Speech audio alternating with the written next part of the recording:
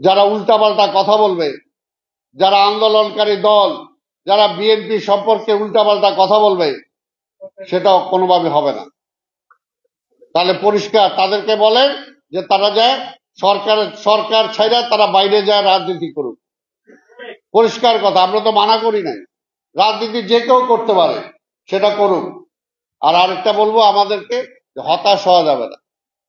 17 বছর আমরা সব ত্যাগ করছি না আমরা?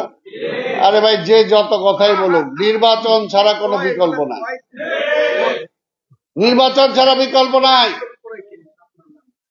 তাই কাজেই নির্বাচন যে কোনো সময় আসবে, নির্বাচন যে কোনো সময় দিবে, নির্বাচনের জন্য প্রস্তুতি নিতে হবে। জনগণ আমাদের সাথে আছে, আমরা জনগণের সাথে আছি। কাজেই ষড়যন্ত্র করে কোনো লাভ হবে না। জাতীয় আন্তর্জাতিক ষড়যন্ত্রকে ভেদ করেই আমরা টিকে আছি। তাই ইনশাআল্লাহ আমরা বিশ্বাস করি যে আমাদের নেতা শহীদ রাষ্ট্রপতি জিয়া রহমান যে পথ দেখায় গেছেন, আমাদের সেই পথেই চলতে হবে। যদি সেই জিয়া রহমানের আদর্শকে আমরা বুকে ধারণ করতে পারি, অনুসরণ করতে পারি, তাহলে এই শক্তিকে ঠেকানোর মতো কেউ নাই।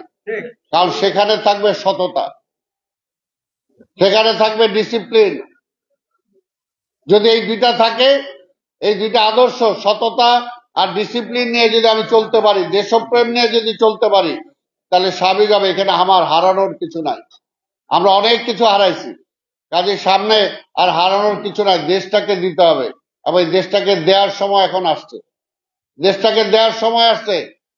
সম্ভব সেটা আমরা তো প্রমাণ করে দিতে পারবো ইনশাল্লাহ, যে বিএনপি যদি রাষ্ট্র ক্ষমতায় আসে, অল্প সময়ের ব্যবধানে এই যে রাষ্ট্রীয় যে সমস্যা আছে, সেই সমস্যাগুলো সমাধান হবে ইনশাল্লাহ।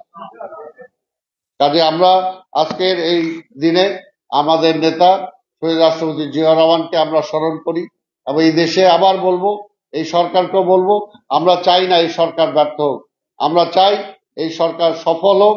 তার সফলতা হইল ওইখানেই যে একটা সফলভাবে অংশগ্রহণমূলক গ্রহণযোগ্য নির্বাচন করে নির্বাচিত সরকারের কাছে ক্ষমতা অর্পণ করাটাই হলো তার সাকসেস, তার সার্থকতাটা ওইটাই। কাজে সেই দিকে হাঁটবেন এই সরকার। অন্যদের দিকে কথা শুনবেন না, অন্য চক্রান্তের সাথে শরিক হবেন না, এটাই আমরা চাই। আপনাদের সবাইকে ধন্যবাদ। খোদা হাফেজ।